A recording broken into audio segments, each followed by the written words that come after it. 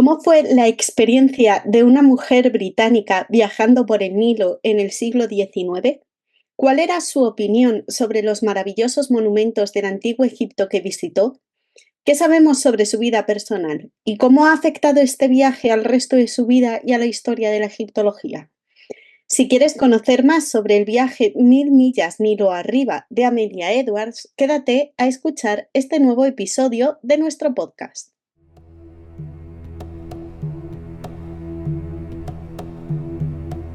Los Medjay del Faraón, un podcast de Badri Harun y Miriam Bueno.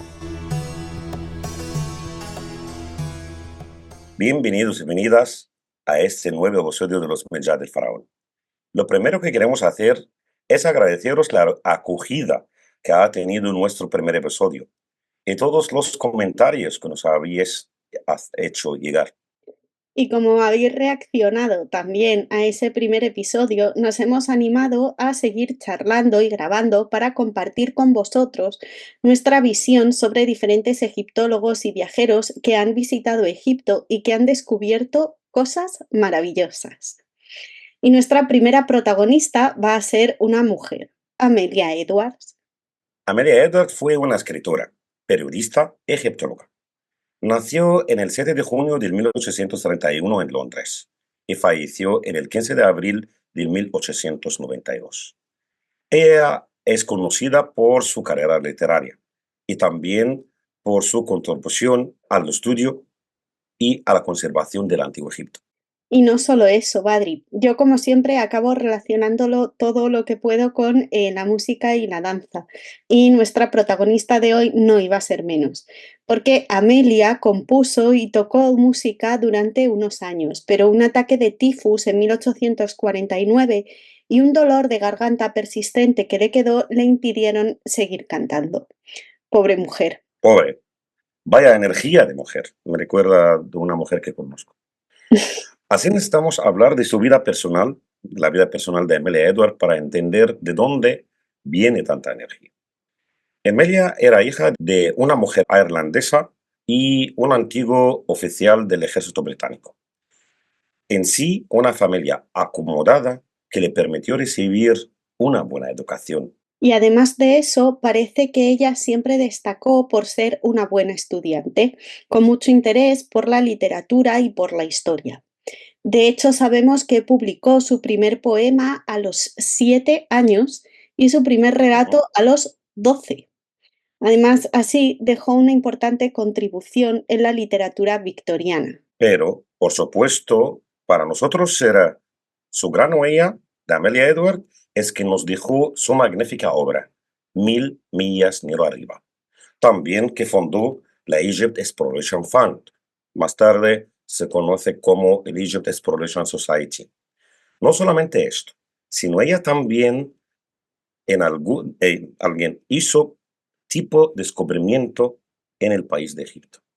Claro que su posición económica y su nivel cultural y social le ayudaron a realizar lo que hizo, pero también jugó un papel importante la casualidad al dirigirle al país de los faraones. Un momento ahora. ¿Casualidad en qué sentido? ¿De dónde viene la casualidad que ella estuvo aquí? Pues porque por su poder económico pudo viajar por toda Europa durante su juventud y en uno de esos viajes, en 1873, Amelia estaba en Francia, pero vio interrumpido el viaje por unas lluvias torrenciales y buscando un clima más seco decidió viajar a Egipto. Buscando un clima más seco. Ujú. Entonces, por mal clima, ha decidido venir aquí. Si no fuera este mal clima en Francia, debía de ella de haber visitado París, darse cuentas por la Sena y nunca venir a Egipto, Eso es. ¿correcto? Ujú. Pero, Miriam, me estás quitando la elección. Yo pensaba que vamos a hacer nuestro primer episodio a una mujer que me ibas a decir que estaba sonando de venir a Egipto desde su infancia, pero que sea una casualidad. A ver, algo habrá, porque podían haber seguido a cualquier otro país que tuviera un clima más seco, como Túnez, Marruecos o Turquía, pero ella eligió Egipto. Pero bueno, antes de meternos con este viaje, vamos a hablar un poco más de su vida personal y de su compañera de viaje. Ah, estás hablando de Lucy. Sí, pero no solamente de Lucy.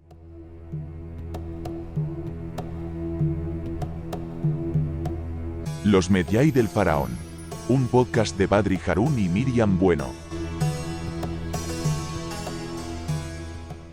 Amelia nunca declaró abiertamente su orientación sexual, pero nunca estuvo casada con un hombre y sin embargo sabemos que sí que convivió con mujeres, por lo que interpretamos que era lesbiana y una de sus parejas pudo ser Lucy Renshaw, su compañera en el viaje a Egipto, aunque por cartas y biografías varias sabemos que tuvo relaciones muy cercanas con otras mujeres.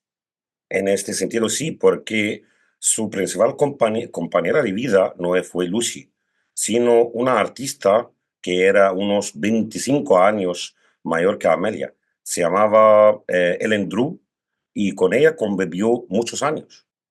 Correcto. De hecho, Amelia murió de gripe unos meses después de que falleciera Ellen y ambas fueron enterradas una al lado de la otra en el cementerio de Saint Mary de Virgin en Bristol, donde vivían juntas. Yo me llama más la atención el estilo de la tumba, porque Amelia está enterrada en una tumba decorada con un obelisco egipcio con un símbolo de Ankh en el suelo. El símbolo de Ankh, como sabemos, es símbolo asociado a la vida y a la eternidad del antiguo Egipto. Pero te llama la atención también, Miriam, que Helen y Amelia murieron en el mismo año. Quizás fue la tristeza por perder uno al amor del otro. Sí, pues es posible. Quizás el estado de ánimo de que se quedara triste y se quedara sola y tuvo esa gripe, pues contribuyó a que aquello fuera mortal al final. A mí me parece una historia bonita, pero triste al mismo tiempo. Y Sí. además, no lo hemos dicho, pero sus tumbas en Reino Unido son como un lugar icónico de la comunidad LGTB, lo cual además me parece interesante. Que alguien que no pudo ser libre para expresar su orientación sexual en su época, aunque sabemos que la vivió con cierta libertad, ahora sea un icono para otros por lo que hizo y su tumba sea un lugar como de peregrinaje.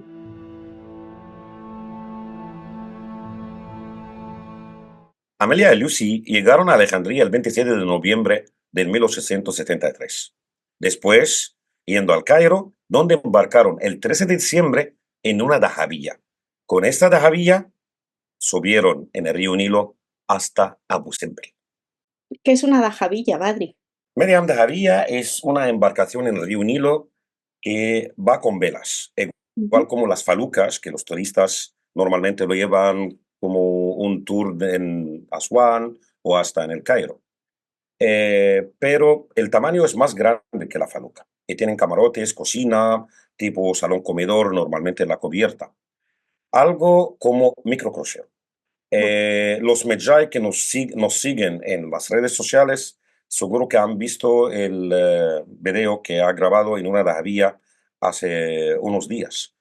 El viaje en dahabía no fue duro, pero tampoco fue tan cómodo. Pero la dajabilla en la que viajaba Amelia no era la única de esa especie de convoy, porque ella embarcará junto a una tripulación en una dajabilla llamada Filé, pero les seguía otra dajabilla más pequeña en la que iba otra pareja de dos mujeres que Amelia en su libro llamará las MB, Marianne Brockhurst y Mary Both. Pero cuando estás hablando de otra pareja de mujeres, ¿estás hablando también de pareja sentimental igual que ellas? Pues sí, de hecho también fueron enterradas juntas, pero no es el único punto en común entre ambas. Marianne coleccionaba piezas del antiguo Egipto y repitió la visita a Egipto varias veces y además escribió un diario de viaje que no fue publicado hasta 2005, es decir, 125 años después del Tanto viaje que tiempo. hizo. Sí, 125 años después del viaje que hizo con Amelia, pero no sé realmente el motivo de por qué no se publicó antes. No podemos decir que estaba ocupada porque las dos MBs estaban haciendo competencia con Amelia durante el viaje, pero en la hora de comprar piezas arqueológicas. Amelia misma nos cuenta esto que ocurrió durante su estancia en Tebas, y la competencia que pasó entre ella y las dos MBs con un egipcio que le estaba intentando vender papiro. Al principio lo ofreció junto con la momia por 100 libras. Sin embargo, al percibir que no compraríamos su papiro sin verlo, ni su momia, cualquiera que fuera el precio, regateó y dudó durante un par de días, evidentemente tratando de encontrar algún otro comprador, y finalmente desapareció. Más tarde supimos que los otros compradores eran las MB. Compraron la momia y el papiro por un precio elevadísimo. Más tarde, incapaces de soportar el perfume de su egipcio antiguo, ahogaron al pobre difunto una semana después. Pobre difunto. Lo sacan de su eternidad para que lo hagan ahogarse en el río Nilo. Amelia, durante este viaje, estaba acompañada por un guía traductor. Se llamaba Elias Talhami, pero no era egipcio, era de Beirut. Quizá por esto, también en su obra, habla sobre él y dice: A ningún guía, por poner un ejemplo, se le puede hacer comprender la importancia de la secuencia histórica en una cuestión de este tipo, especialmente en el caso de un viaje contratado. Para él, Ufu, Ramsés y los Ptolomeos son lo mismo. vaya Miriam, este es el que estuvimos hablando en nuestro primer episodio, el error que hemos hablado de todos los primeros viajeros, que no contar con egipcios y contarse con un extranjero fue el gran error de Amelia Edward. Hay que contar con un egipcio que sabe y te ayuda para entender lo que estás viendo, no que le daba igual todos. Sí, debería ser así, pero bueno, además, Badri, sabemos que Amelia fue con muchos egipcios en el barco, o sea, casi 16 hombres, entre el capitán, marineros, cocineros. Correcto. 16 hombres de varias zonas de Egipto. Habían de Luxor, de Asuán, nubios, pero ninguno de ellos hablaba el idioma.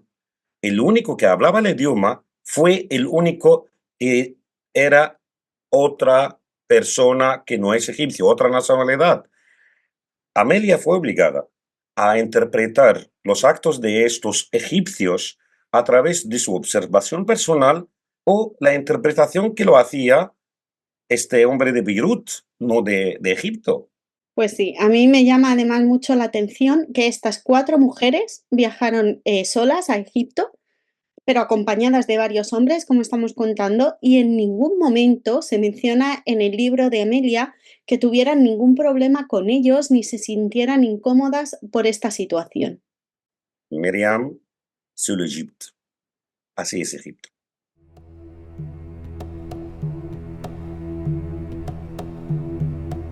Los Mediai del Faraón. Un podcast de Badri Harun y Miriam Bueno. Además de sus experiencias personales, Amelia también cuenta la impresión que tiene sobre determinados monumentos. Un ejemplo, la Gran Pirámide y su sombra. Más impresionante que todas las cifras y más sorprendente que cualquier comparación, resultó ser la sombra que proyecta la Gran Pirámide al ponerse el sol. No se deja de sentir un escalofrío cuando uno recuerda cómo esta misma sombra había sido testigo del lento discurrir día a día de más de 60 siglos de la historia del mundo. Lo que llama la atención que a pesar de esa emocionante descripción que Amelia escribió sobre la pirámide y de Keops y su sombra, nunca llegó a entrar al interior de esta pirámide, solamente al saber que son pasillos estrechos. Lo que hizo fue escalar su exterior, algo que por supuesto está prohibido hoy en día por la seguridad y por la conservación del monumento. Pero si podemos hablar de su psicología o su personalidad, creo que Amelia Edward tenía claustrofobia, porque no solamente no entrar dentro de la Gran Pirámide, sino otra cosa cuenta cuando llegan al templo de Abu Simbel, donde quedaron casi 6 semanas. Ella iba todas las tardes al interior del templo y se sentaba a los pies de las estatuas del Santo Santuario. Y su libro habla de una de estas tardes y dice algo muy curioso. Una tarde, cuando aún era un poco más temprano de lo habitual y había más luz, llegué hasta el final y me senté a los pies de los dioses en el santuario. En ese momento me vino como un relámpago el pensamiento de que toda la montaña podría quizás desplomarse sobre mi cabeza. Presa de un pánico repentino igual que el que se siente en los sueños, traté de correr, pero no podía levantar los pies y el suelo parecía hundirse a mi paso. Sentí que no podía pedir ayuda aunque hubiera sido para salvar mi vida.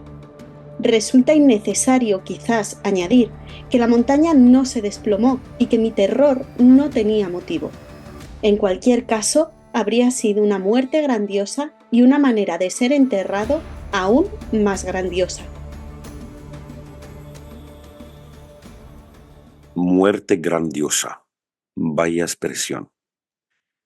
Pero esta sensación de muerte grandiosa no la había prohibido aprovechar estas semanas que quedaron a Bosembel para hacer alguna actividad en el templo, como intentar restaurar uno de los colosos de la fachada que tenía restos de la pasta de un molde que se sacó de ellas medio siglo antes. Por ello, limpiaron la cara del coloso y luego teñaron la masa blanca que quedó con una esponja mojada. ¿Con qué? Con café. Curioso. Pero también restauraron parte del templo, aunque, sin embargo, encontraron una capilla decorada en la misma montaña del templo de Abu Simbel y lo que hicieron fue escribir en ella sus nombres, algo que no parece demasiado respetuoso. Eso era muy frecuente en el pasado, aunque nosotros no le vemos muy respetuoso ahora, pero todos los templos nuestros ya están llenos de nombres y fechas de gente que nos honraron de venir y dañar nuestro monumento por escribir su propio nombre. Ujú. La ley actual en Egipto penaliza este acto por 1 año de cárcel y una multa no menos de 10.000 libras egipcias. Es una ley que sacó en 1983, muy reciente. Sí, sí. Así que, por favor, desde aquí hacemos un llamamiento, Badri y yo, para que cuando vayáis a Egipto o a cualquier otro Por sitio, favor, no dejéis vuestras marcas e intentéis tocar lo menos posible las cosas para para conseguir. dar algo para los otros turistas y la gente que vendrán en 100 años necesitan ver algo. Eso es, que se conserve todo de la mejor manera posible, pero y si no lo hacéis pensando en el futuro, por favor, pensad en vuestro bolsillo, que también si no os va a tocar pagar la multa. Amelia Edward al final del viaje fue consciente del daño que estamos hablando que se hacía el turismo o los viajeros, y en especial en esta época con toda la libertad de hacer lo que querían, a nuestro patrimonio egipcio. Y ella hace una dramática descripción sobre las momias en trozos tiradas al suelo en Sácara. Y entonces, con una impresión que la autora seguramente no olvidará fácilmente, descubrimos que todos esos huesos esparcidos son humanos y que todos esos jirones de lino son trozos de sudarios, que aquellos pegotes marrones son fragmentos rotos de algo que una vez fue carne viva. Ella, al proteger el patrimonio egipcio, fundó en el 1882 la Egypt Exploration Fund, actualmente famosa por el Egyptian Exploration Society, y también recomendó a su amigo Flinders Petrie para ocupar la primera cátedra de egiptología en Gran Bretaña. Pero, ¿sabes, Miriam? Dime. De todo lo que estuvimos tú y yo leyendo de ella para preparar el podcast, me Ujú. tocó una frase y casi me mató esa frase. ¿Sabes cuál frase? Dime.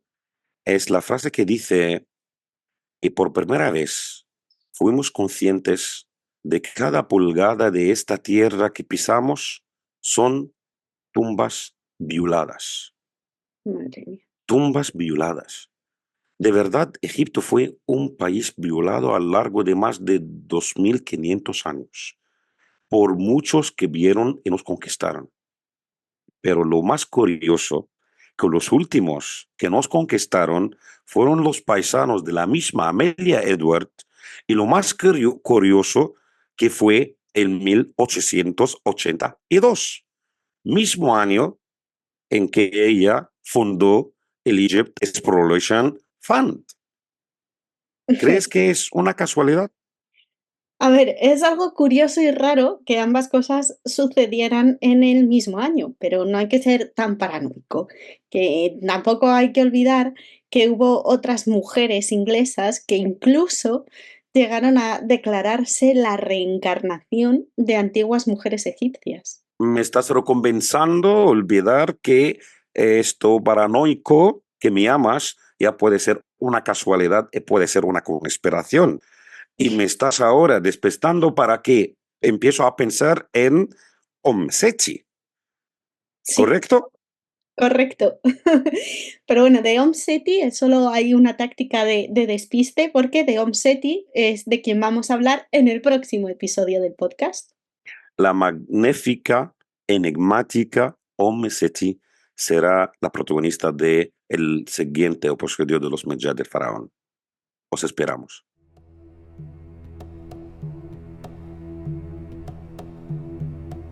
Los Medjay del Faraón.